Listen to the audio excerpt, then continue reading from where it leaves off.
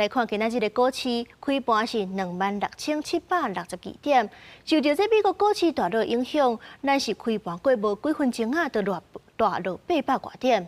原来是台积电开盘是1390块，早盘上济是捌落50块。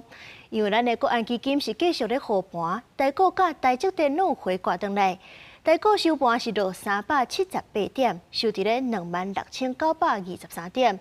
原来台积电是落25块，收盘1415块。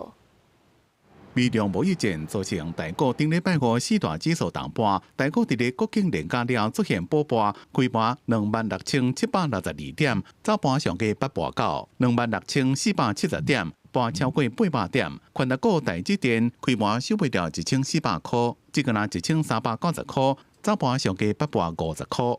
台电法说会上面应该可以预期的是，也会释出一些相关比较正面的一个消息，所以台积电股价应该还是会有一些跌幅收敛的一个发展，甚至呢有可能再重新回到5日线以上，那就会变成是一个相对的大盘支撑。那再加上可能在国安基金盘中有一些发言啊，或者是说有一些实质性的一个进场，其实大概都可以掌握得到。今天可能在台北股市盘中会有跌幅收敛。分析师认为，台股这么也是起做优回，再加上全世界对 AI 的需求也是真大，尤其包括鸿海加广达，虽然这么是盘，不过盘北的愈来愈细。有分析师认为，虽然美中贸易战影响美国股市，不过台股有国安基金护盘，大盘也是挡会牢。对台湾是毋是也同款得到经济荷兰边？也就是这个呢 AI 好，其他产业拢无好。金管会主委平金龙讲 ，AI 上机是全世界，唔那只是台湾。虽然台股自4月1万多点起到这卖2万多点，可是集中伫咧特定产业，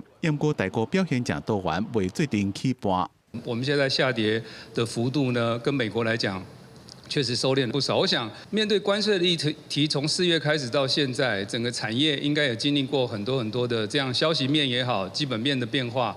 我想，投资人面对这样的消息的这些的消化以及解读能力，已经开始有一定的这样的判读能力。平金龙讲，金管会未对未来股市做任何的预测，因故伊认为自今年台湾的产业营收甲迄日来看，基本面表现是袂歹。因为基本面的支撑，又搁比消息面更加重要。记者综合报道。